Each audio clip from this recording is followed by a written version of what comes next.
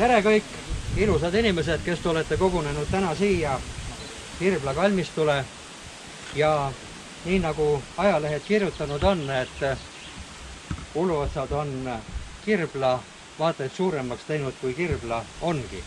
Ja see seltskond, kes siin aegade jooksul ikka ja jälle kogunenud on seda teinud tänuväärselt. Ja kui Kirbla kogukond tahab uue tunnustuse välja mõelda, siis võiks see olla teenelised tegelased, kes käivad aeg-ajalt kokku siinsamas sellel paigal ja seda juba üsna palju aastaid. Aga me oleme täna siin üsna mitmel põhjusel. On väärikas võidupüha eel riigi tegelaste kalmudele tulla ja lilled asetada, küünlad asetada, mõne sõnaga neid meenutada. Aga me oleme siin ka sellel põhjusel, et küllap vast loodus ise andis meile moel või teisel natukene märku, et äkki me oleme ühele inimesele tähelepanu osutades jätnud mõned inimesed, kes siin puhkavad natukene tähelepanust kõrvale. Ja loodus tegi sellise triki, et ta kukutas siit ühe oksa nendele ristidele peale, rõngasristidele, ja need purunesid. Meil olid kõik võimalused olemas, et me oleksime organisatsioonidega need ristid taastanud, aga Ülu-Uluotsa tütar Piret ütles, et ei, me perekonnaga taastame need ristid ise ja saame sellega ise suurepäraselt hakkama. Ja nii need said need ristid siia pandud. Ja siis, kui me jõudsime juba koos seda mõtet liigutades selleni, et kui ristid valmis on, siis ehk tohime kohale tulla ja aidata kätt külge pannes ristid siis ühiselt kohale panna. Ühel päeval Piret helistab, et nüüd läks vist küll natukene pahasti, et kiviraidur sai niimoodi aru, et see on vist linna sees ja kivid ristid valmis ja ristid ka paigal juba. Väga hästi, midagi ei ole pahasti, kõik on hästi ja veel paremini. Ja kuna perekond ja lähedased olid tänasel päeval siia Läänemaale kokku sõitmas ja sõitmas sellepärast siia kokku, et nad tähistavad täna ka selle memme sünnitada. Ja kas kalmistul sobib aplausi teha? Sobib. Teeme üks ilus aplaus. Nii. Ja kuna sõidetakse kokku, siis miks ei ole ka võimalus meil kokku tulla ja sellesama ühel päeval korraldada ja teha mitu sündmust ja nendele ristidele ka tähelepanu pöörata, tähelepanu tõmmata ja need rõngad ristid taaskord siis uuesti, uued ristid uuesti õnnistada. Aga kes olid siis Oskar ja Ülo Uluots? Oskar Uluots, Eesti Vabariigi ohvitser, Kaitseliidule oluline isik selle poolest, et ta oli riigikaitse õpetaja, oli Kaitseliidus Haapsalu malevkonna pealik hulk aastaid ja tema saatusest kurb lugu see, et 41. aastal arreteeriti ta, algul viidi Petserisse Eesti ohvitserid, siis lõpuks Värskas arreteeriti hulk ohvitsere, tema nende hulgas, 8 aastat sunnitööd, seal pikendati seda karistust ja mees pääseb Eestimaale tagasi alles 56. aastal. Sealt on ta saanud omale juba tervisekahjustuse ja elab kõrge vanuseni Martnas oma kodus ja sureb 91. aastal. Siinkõneleja on vähemasti kord elus temaga põgusalt kohtunud, juttu ajanud, aga kui tema sureb 91. aastal, on siinkõneleja kõigest 26-aastane ja need oskused, teadmised, huvid ei ole veel sellised, mis nad oleks täna olnud ja ei osanud sellel ajal rääkida ega küsida seda, mida täna oleks küsinud, millest täna oleks rääkinud. Ülo Uluots oli see, et ta Paliveres töötas ja Palivere tehast juhtis, sellest me teame sama hästi, aga meile on olulisem see, et ta oli Haapsalu linnavolikogu esimees ja tema algatusel algatati Haapsalus läänlaste vabadussõja mälestussamba taastamine ja selle taastamise kulminatsioon oli 27. novembril 1994. Meie hulgas on täna siin nii mõnigi isik, kes oli selles toimkonnas, kaasa arvatud siinkõneleja, kes aitas seda samba taastamisele kaasa niivõrd, kuivõrd see tollel ajal oskustele ja teadmistele võimekas ja kohane oli ja kell 4, 27. novembril 1994 Ülo Uluotsa eestvedamisel see sammas ka avatud sai. Ülo oli ka Eesti Vabariigi Kaitseministeeriumi taaslooja, ta oli esimene Eesti Vabariigi kaitseminister ja kahjuks tema tervis halvenes, tuli raske haigus ja 97. aastal tema maineteekond lõppes ja on maetud siia oma isa kõrval. Jüri Uluots, Eesti Vabariigi peaminister presidendi ülesandeis, on mees, kellest me teame, kellest me oleme rääkinud ja kellest me räägime kordi ja kordi veel, kes põgenes siit ära mootorlaeval ja teda oli ära viimas ja mootorkaatrit juhtis huvitava nimega mees. Selle mehe nimi oli Kõva mees. Kohe hea nimi oli mehel. Tõesti oli hea nimi. Ja ta viidi ära siit Rootsi koos perekonnaga, aga kahjuks oli Jüri tervis juba sellel hetkel niivõrd halb, et ta toodi Tallinna haiglast, haiglapalati voodist kaatrisse, kaatriga viidi Rootsist haiglasse ja sellest hetkest 22. septembrist kuni 9. jaanuarini oli tema haige hoones. Tema matusepäev toimus tema täpselt samal päeval, kui tema oleks saanud 55-aastaseks ja see oli 13. jaanuaril 1945. Sellest hetkest tema enam mujal kuskil ei olnud, kui ainult Rootsis haiglas. Ja rootslased olid niivõrd vastutulelikud, et see haigla osakond, mis sinna moodustati, seda nimetati ka eestlaste osakond selles haiglas.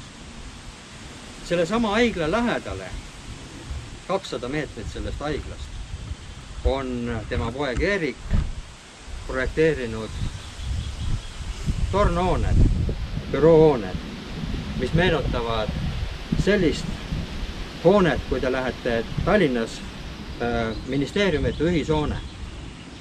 Umbes taoline, kui te vaatate seda Tallinnas, siis ligilähedane on see ka sellele, see on 200 meetrit kõigest sellest, kus Jüri Uluots 45. aastal suri. 2008. aastal toodi Jüri, Anett ja Erik, nende maised põrmud siia ja maeti nad ümber siia. Nende perekonna rahulole siin Kirbla kalmistul. Piia Uluots, nende tütar, abiellus ja alus elama Šveitsi ja on maetud Zürichis. See on lühidalt ühe väärilise perekonna vääriline lugu ja elu, millest me teame, peame teadma ja jäämegi teadma. Kui mõned kalmud siin ja ükskõik kus kalmistul on rada nendele kas tuhmunud, kivid tuhmunud, sammal peale kasvanud, siis need kalmud siin tähendavad Eesti riigi rahva ajaloos niivõrd palju ja niivõrd tugevalt, et head inimesed, ilma selle meheta, ilma nende meesteta, tänast sinimust valget võib-olla, et ei oleks. Sellepärast nooremad inimesed, võtkem teadmiseks, et see rada siin peab olema alati ja igavesti haljas. Hoidkem seda mälestust nii kaua, kui päike selles maakera peal paistab. Nüüd aga peab päeva ja teemakohase õnnistamise talituse Eesti Evangeelse Luterliku Kiriku lääne praost Kaido Saak. See jaanieelne aeg aastaringis tuletab meile meelde, et on siin elus mingid asjad, mis kaovad ja on mingid asjad, mis püsivad. On ju see jaanipäev see hetk, kus meie ümber õitseb suur suvi, aga tegelikult me teame ju, et sellest päevast hakkab pimedus meie ümber kasvama, päevavalgust jääb järjest vähemaks. Ja see aeg tõepoolest tuletab meile meelde seda, et on mingid asjad, mis kaovad üsna kiiresti siin ilmas ja on mingid asjad, mis püsivad, on mingid asjad, mis ikka meeleski püsivad. Kiev ütleb nõnda, õndsad on kurvad, sest neid kohutatakse. Õndsad on tasased, sest nemad pärivad maa. Õndsad on need, kellel on nälg ja jänu õiguse järele, sest nemad saavad küllaga. Õndsad on halastajad, sest nende peale halastatakse. Õndsad on puhtad südamelt, sest nemad näevad Jumalat. Õndsad on rahu tegijad, sest neid hüütakse Jumala lasteks. Õndsad on need, keda õiguse pärast taga kiusatakse, sest nende pärast on taevariik. Olge rõõmsad ja hõisake, sest teie palk on suur taevas. Nõnda paistku teiegi valgus inimestele, et nad teie häid tegusid nähes ülistaksid teie isa, kes on taevas. Ja me palvetame. Kõige väeline ja igavene Jumal, sina valitsed aegade, rahvaste ja olukordade üle. Me meenutame Oskar Uluotsa ja Ülo Uluotsa, kellede mälestuseks need ristid on siin uuesti rajatud. Õnnista sina ise neid riste ja lase neil mälestuse märkidel meile ja tulevastele põlvedele alati meelde tuletada, et sinult tuleb, issand, meile vabadus ja lootus ning et sina annad meile jõudu võidelda siin ilmas head võitlust. Seda palume Jeesuse Kristuse, meie issanda läbi. Ja me palume üheskoos sinu õnnistust, issand, nende sõnadega, mida Jeesus Kristus meile on õpetanud. Meie isa, kes oled taevas, pühitsetud olgu sinu nimi, sinu riik tulgu, sinu tahtmine sündigu, nagu taevas, nõnda ka maa peal. Meie igapäevast leiba anna meile täna päev ja anna meile andeks meie võlad, nagu meiegi andeks anname oma võlglastele. Ja ära saada meid kiusatusse, vaid päästa meid ära kurjast, sest sinu päralt on riik ja vägi ja au igavesti. Aamen. Issand, õnnistagu meid ja hoidku meid. Issand, lasku oma pale paista meie peale ja olgu meile armuline. Issand, tõstku oma pale meie üle ja andku meile oma rahu. Aamen. Hoia Jumal Eestit, meie kodumaad, kaitse teda kallis, meie armsamaad, rahu ja kainus, olgu Eesti kroon, venna armu suurust, ema võimu troost. Õnnistame rahvast, saada kosumist. Puhasta meid kurjast, anna kasvamist. Aita võita vaeva, vägev kaitseja.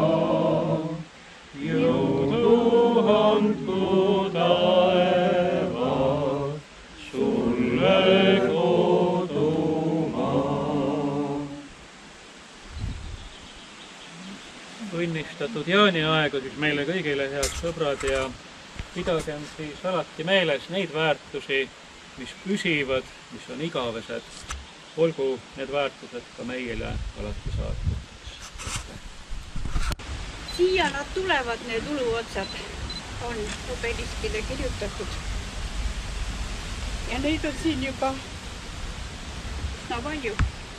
Täna käisin jälle lilli istutamas iga aasta. Pean mõne lille juurde ostma. Et need 3 meest, kes siin puhkavad, on lahutamatu osa meie riigi ajaloost. Ja nad on ka ise ajalugu teinud. Kui Jüri Uluots 39. aastal baaside lepingu allkirjastas, siis sellest sai kahjuks õige laul tema vennale Oskarile, kes Petseri laagrist koos 390 või 400 Eesti ohvitseriga Siberi laagritesse viidi ja kellest tagasi tuli ainult 37. Nende hulgas õnneks minu vanaisa Oskar Uluots. Ja sellest on kirjutanud raamatu minu isa Ülo Uluots, kes oli Ülemnõukogu liige, kes 20. augustil Eesti iseseisvuse või õigemini taasiseseisvumise poolt hääletas, oli 20. augusti klubi liige ja esimene kaitseminister, kaitseministeeriumi looja. Kahjuks väga üürikest aega, sest et Ülemnõukogu läks laiali ja valiti siis seadusjärgne Riigikogu ja tuli uus valitsus, aga ta pani aluse. Ta pani aluse koos varalahkunud ajaloolase, sõjaajaloolase Hannes Valteriga, kes oli aastaid veel Kaitseministeeriumi kantsler, minu isa hea sõber ja ühtpidi ka meie perele sugulane.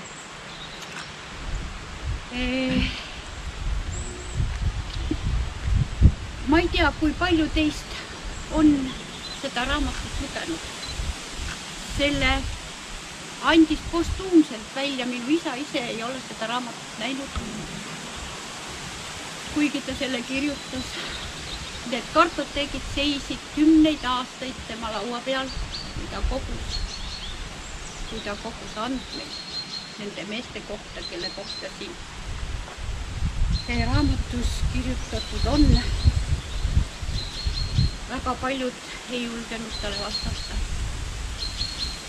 Ei julgenud oma andmeid anda.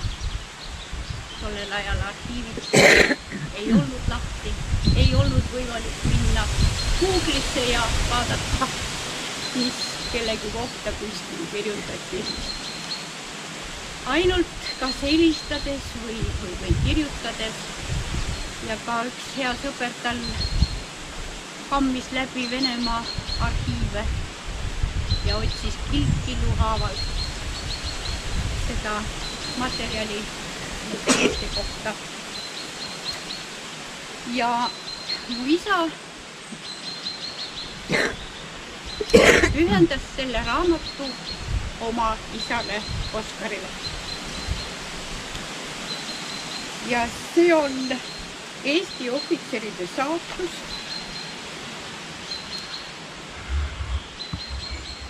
Ja isa on kirjutanud siia niimoodi, et see raamat on pühendatud neile, kellel ei lubatud täita oma kohustust. Siin on andmed 390 kõrgema ohvitseri kohta ja muidugi ka suur pikk eellugu kõigest sellest. Et see raamat andi välja Kaitseministeeriumi ja siis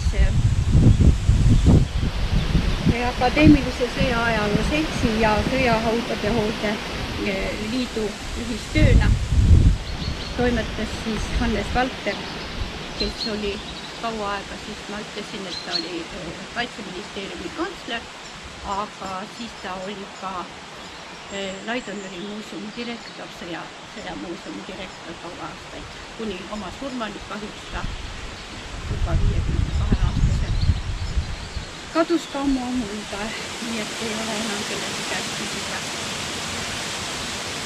Ja nagu minu isa lõpetas, nii ma lõpetan ka Oskar Uluotsa sõnadega. Võib-olla oli 1939. aastal vastu võetud otsused poliitiliselt õiged, et säästa maad ja rahvast. Kuid meie suhtes oli see ülekohus. Meil ei lubatud täita oma kohustust. Meil ei lubatud surra ohvitseri surma. Meid tapeti nii kui nii. Tapeti kui lojuseid, mitte aga kui mehi, kes on andnud vande. See, et mina olen elus, on ainult erand, mis kinnistab kord. Et õnnes suure suuremas raamatukogus on see raamat kindlasti olemas, kuigi see tiraaž on ju väike. Aga kellel huvi, võib seda siis ka kunagi tellida. Ma tänan südamest, tõesti südamest, et te siin Jüri Uluotsa Kivivarjust olete märganud ka Oskarit ja Ülot, kes on osa, üks väike osa meie riigi vajadusest. Aitäh teile! Sellega hakkab meie siinne koosviibimine nüüd lõppema. Tahan teile öelda veel niimoodi, et tänast sündmust jäädvustavad meil fotograafid Aare Hindremäe ja Sulev Paesalu. Nende fotod, valmivad fotod on peagi leitavad nende Facebooki kodulehel. Kõik inimesed jätavad nimed meelde: Aare Hindremäe, Sulev Paesalu. Neid fotosid võtke, laadige sealt omale alla, jagage ja salvestage ja jagage neid nii, et vähe ei ole. Need on avalikud ja need on teile kõigile kättesaadavad ja need on selleks, et üldsus teaks, et Eesti teaks, et need inimesed siin on saanud ja väärinud tähelepanu ja me oleme seda tähelepanu nendele ka andnud. Nüüd aga võtame ennast kuskile, Aare, kuhu me võtame, aga et need kivid ka peale jäävad. Siis peab minema kirikuaia taha. Ei, ma aia taha ka.